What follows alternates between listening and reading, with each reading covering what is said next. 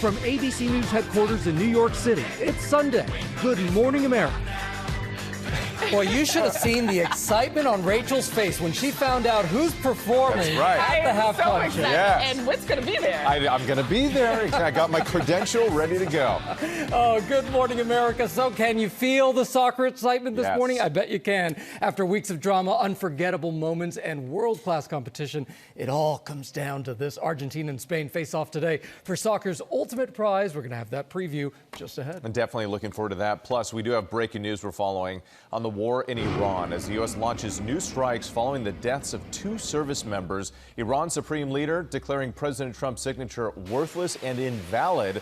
The agreement that cooled the fighting weeks ago now effectively dead. Yes, but we do want to begin with that severe weather threat overnight across the Northeast. ABC's Morgan Norwood joins us with the very latest. Good morning, Norwood. Good morning, Morgan. Hey, good morning to you, Rachel. That weather whiplash was stunning, right? After days of hazardous smoke, communities across the Northeast spent the night battling this flash flooding, water rescues, and major travel disruptions.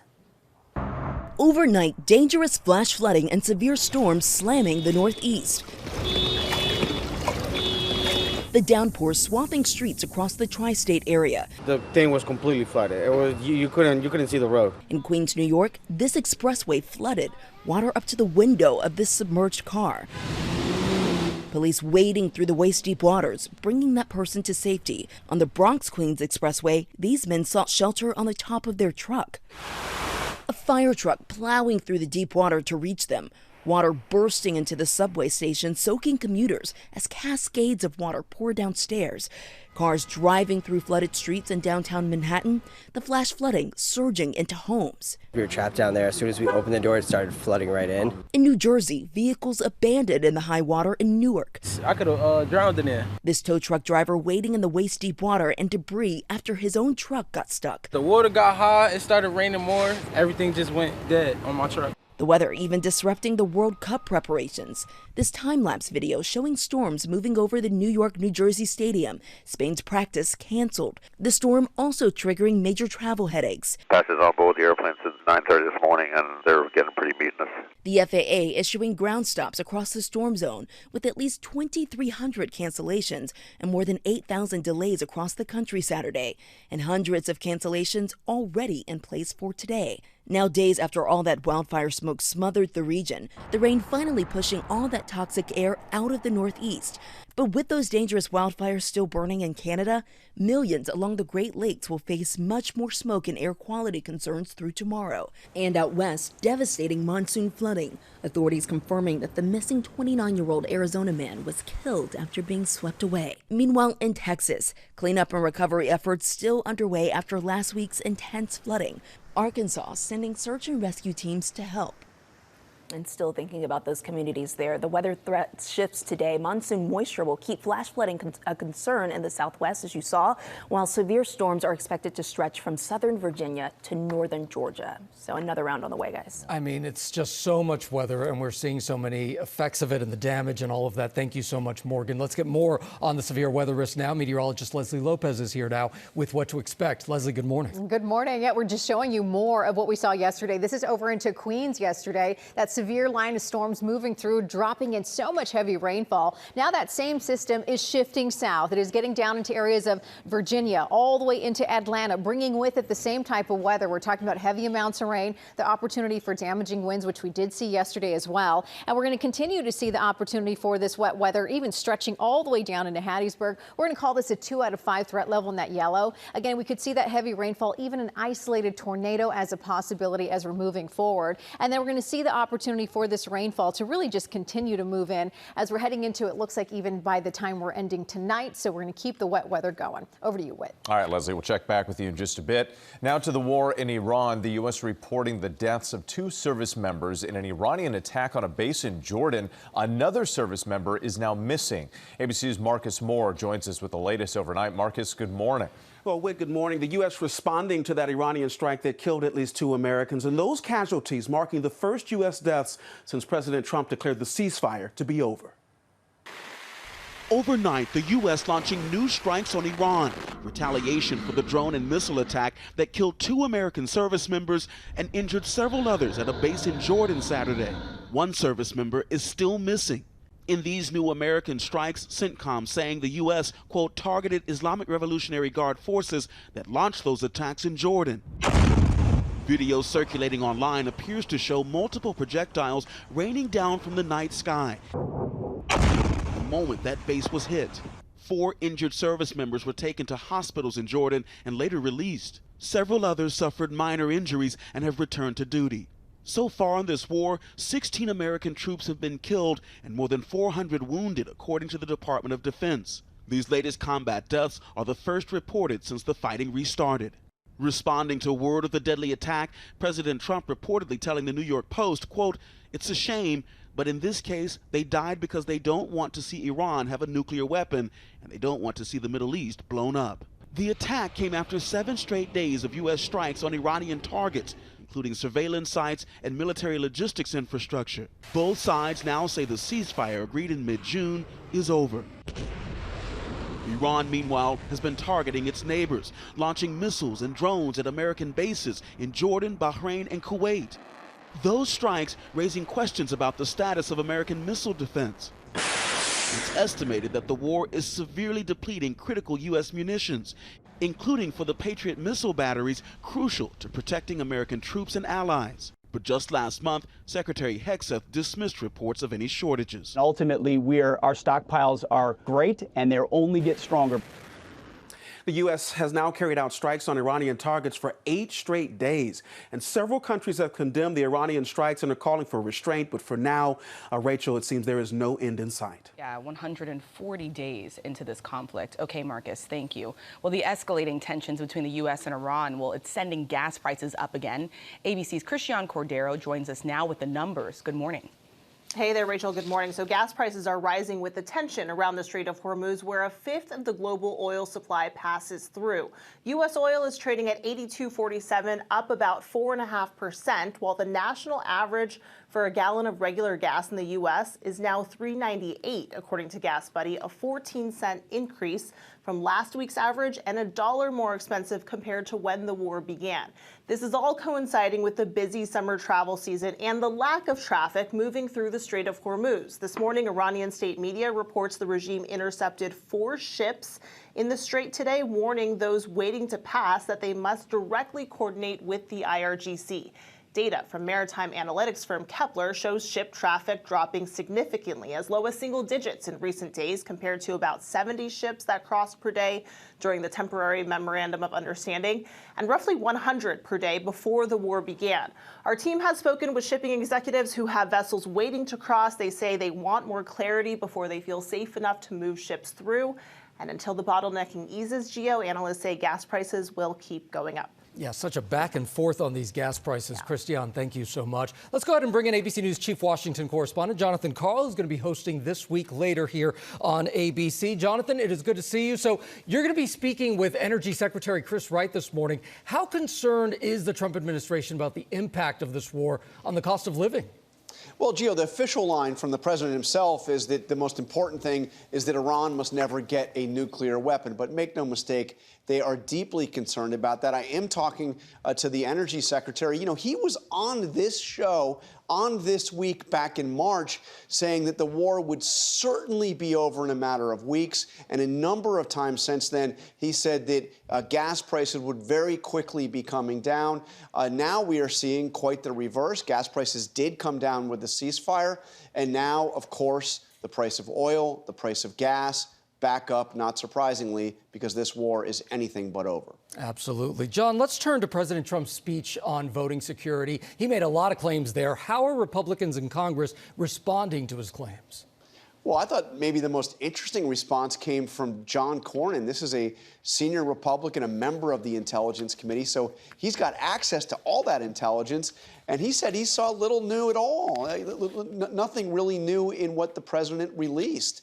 Other Republicans have wondered why the president is spending so much time talking about the 2020 election. We're going to take a deep dive on all of this. And, Gio, I am going to look not just at what the president claimed, but how much of what he released actually contradicts those claims. It's very interesting. Very interesting, and you're going to watch it all. All right, John, thank you so much. And tune into This Week Later here on ABC. As we said, John interviews Energy Secretary Chris Wright amid those rising gas prices and more U.S. attacks on Iran. Plus, John speaks with Senator Mark Warner, the top Senate Intel Democrat, to respond to President Trump's election speech. Whit? Gio, now to the funeral for Nolan Wells set for tomorrow as his family presses for answers about his mysterious death.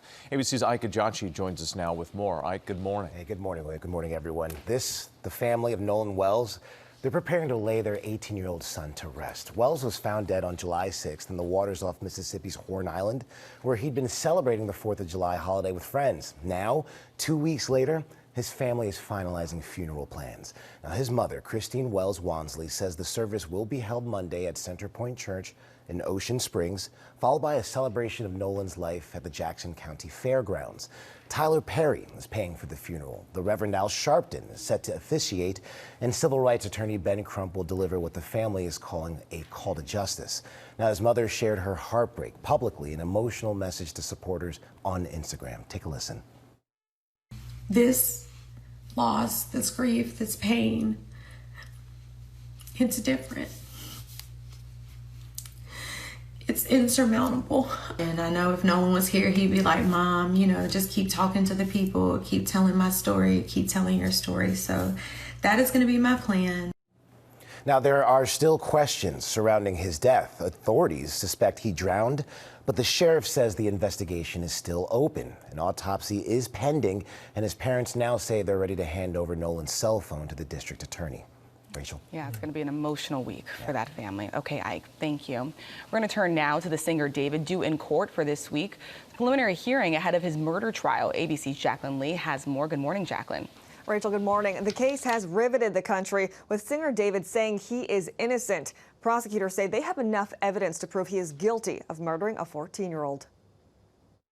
New details in the murder case of singer David, due back in court this week to face charges of killing a 14-year-old girl who authorities say was found dead in the trunk of his car. And this morning, some are asking whether the Los Angeles district attorney will seek the death penalty against the 21-year-old singer if convicted. LA District Attorney Nathan Hochman speaking out on the case in April. A parent's nightmare is a situation where your daughter goes out one night and never comes back. Saying he is weighing all his legal options. Well, the death penalty is reserved for the most heinous crimes. There are special circumstances that have been pled in the complaint by the prosecution that gives it, under California state law, an opportunity to seek the death penalty. David, whose real name is David Burke, is accused of luring Celeste Rivas Hernandez, a 7th grader at the time, to his Hollywood Hills home in April 2025, where prosecutors say she was stabbed to death. He has pleaded not guilty. I media trained you. Authorities believe Celeste, seen here with Burke on a live stream in 2024, was a witness to his alleged sex crimes and say he was trying to protect his blossoming career. David, who once had 40 million monthly listeners on Spotify, canceling a world tour shortly after authorities discovered her body. The singer's preliminary hearing is scheduled to start Tuesday, where prosecutors will present their evidence and eyewitness testimony. A judge will decide if there's enough to proceed to trial. Preliminary hearing it's a very important step in this criminal process, and particularly for the public, it's going to give us a lot of information about the evidence. Again, David has pled not guilty and is behind bars this morning. His attorney previously saying in a statement that the evidence will show David Burke did not murder Celeste Rivas Hernandez and he was not the cause of her death. Gio. So many watching this case. Jacqueline, thank you so much. And breaking overnight, a second death reported from the Legionnaire's disease cluster in New York City. That word from health officials who say that the source of the exposure has likely been eliminated. So all of the cooling towers on the Upper East Side of the city that had an initial positive PCR test have completed remediation. At least 72 cases are reported, with 9 people remaining hospitalized. this morning. What? Geo, new details this morning as a parasite outbreak across the U.S. has sickened more than 1,600 people. Taylor Farms says it's voluntarily removing all iceberg lettuce sourced from central Mexico from the U.S. market. According to a recall notice by the FDA, the shredded lettuce was sold in 27 states between June 29th through July 16th. The CDC says the outbreak remains under investigation and is now linked to shredded iceberg lettuce that was served at some Taco Bell locations in 5 states, Gio. And hard to believe, Whit, but back to school shopping is already underway, and families, well, they're hoping to stretch their budgets. Timing, though, could make a very big difference with tax-free shopping periods beginning across much of the country. And ABC's Andrew Dimber joins us now with what shoppers need to know. You are following those savings, Andrew. Hey, good morning, Gio. Well, the countdown has already begun. And for savvy shoppers who've done their homework, now may be the time to score an A in savings. This weekend, tax-free shopping holidays are underway in Alabama and Puerto Rico, while Florida's month-long sales tax holiday starts tomorrow, Monday, giving shoppers a break on eligible clothing, school supplies, computers, and more. Then in August, another wave of tax-free holidays kicks off across much of the country. States including Arkansas, Connecticut, Illinois, Iowa, Maryland, New Mexico, and a handful of others offering tax breaks on classroom essentials. Meanwhile, the summer school shopping trend already heating up online. New data from Adobe shows sales of kids' apparel, backpacks, lunch boxes, binders, and school uniforms have all surged in July. Adobe expects the rush to keep building, forecasting back-to-school spending online will climb through the rest of this month before peaking during the first 2 weeks of August. So a little planning now could mean bigger savings before the first school bell even rings. Rachel? Yeah, I'm sure there's a lot of kids out there watching that are saying, no, don't say back to school. We're still enjoying summer. And the parents needing a little more time, too. Exactly. A lot of people asking, will the smoke impact the World Cup game? The answer is no. It's going to be 80, clear skies, sunny, and it should be wonderful. Oh, good. Yeah. We had the rough day yesterday. Rough day yesterday. Washed out that bad air. We will take that. Thank you, Leslie. Speaking of the World Cup, let's turn to that final. Just hours away, roughly 80,000 fans from around the world descending on New York, New Jersey Stadium. It's Spain versus Argentina, the defending champs hoping 39-year-old Lionel Messi will lead them to a repeat. Based on scoring alone, Argentina has the edge. 19 goals in the tournament, Spain 13, but Spain's defense has only conceded a single goal. On Saturday, though, the third-place match took center stage. 2 European heavyweights, France and England, delivering goals galore. England nearly giving up a 4-0 lead, but held on to win 6-4. Kylian Mbappe scoring twice for France, surpassing Messi, both as leading goal scorer of the tournament and most World Cup goals of all time now with 22. And at age 27, Mbappe's run could be difficult to surpass, as many believe he still has at least 1 or 2 more World Cups left in his legs. An incredible game yesterday, but the finale, of course, happens in just a few hours. I will be there for ABC News, World News Tonight, and then nice early morning tomorrow on GMA. Who's working harder, the players or you? But it's worth it. It's going to be so It's going to be so awesome. Can't wait. I cannot wait to see all of your interviews as well. Okay, we're very excited.